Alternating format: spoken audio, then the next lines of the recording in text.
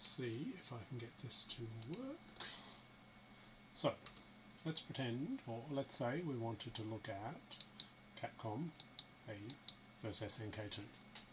And we wanted to look at all the different versions. So this is how, and we want to know, input lag. This is how we would display the results. So it's a little bit hard to see it on the screen. What I will do, I'll color code it. So you can see there's quite a few different PC versions. We can organize, at the moment it's organized by this column. But realistically what you probably want is to organize by the result. So now 19 milliseconds was the quickest, around 19 for almost all of them, but then we're not quite sure what happened here. So let's go back a step, because what we need is to see our in-game VSync settings and our Windows settings. So NVIDIA settings are the same. Actually, let me just remove that and that. NVIDIA settings are always the same. So we use low latency mode ultra. I had max frame rate off, monitor technology G-Sync, compatible. Vertical sync, use the 3D application setting. And so there's 4 things there. At some point I might go through those. But the results are pretty quick. So we can get rid of that because that didn't change. What did change was our in-game VSync settings and our Windows settings. Now hopefully, if I push this, it'll now make a bit more sense. Because when we arrange by speed, it will tell us. So the 2 that were a bit slower, VSync off, VSync on, were both full screen. Okay, so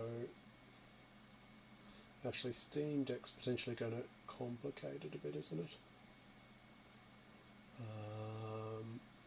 Because those, if we look, the Steam Decks were all about the same, 21, 21, 21, 21, 21, 22.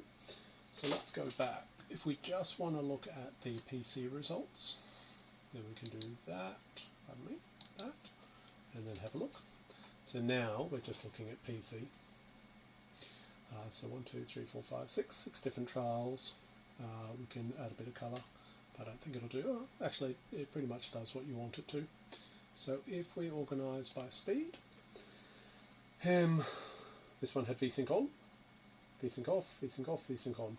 The one thing that really affected it, turning full screen on with VSync off made it a bit slower, and then turning full screen on with VSync on made it noticeably slower, so markedly slower.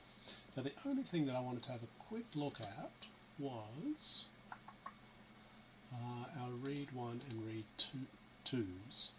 And this you'll just have to bear with me for a second, because, so let's organise it again by our speeds.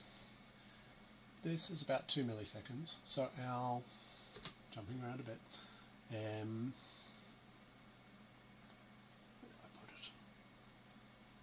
Upper position, lower position. So these didn't change. We read it about a quarter of the way down, about 3/4 of the way down.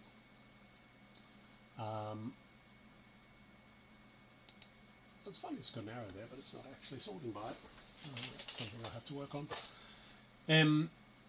So if it's outputting at 240 Hertz, if the screen is updating at 240 Hertz, that's 4 milliseconds to draw the whole screen. So you would expect from a quarter to 3/4 of the way down, so half a screen should take about 2 milliseconds. 2 and a bit, 2 and a little bit, 2 and a little bit, 2 and a little bit. Now, first thing to note, this one is higher than that one. Okay, and so that is tearing, which there's I can show that through the data, but anyway, this is about 5 milliseconds. So it's actually, I wonder whether it's actually drawing the screen at 120 Hertz instead of 240 Hertz, which it was for all of these. I won't comment on this one, but potentially then this would be a touch faster. So if it was drawing at 120 Hertz for like 4 and a bit milliseconds in between, then presumably this would be more like well, 50 milliseconds, 50 and a half, say. But irrespective, you can see here that the colour kind of shows up the gradient or the range of results, and it seems to me that, I mean, either windowed or borderless windowed, but presumably borderless windowed because it just looks nicer, is the way to go.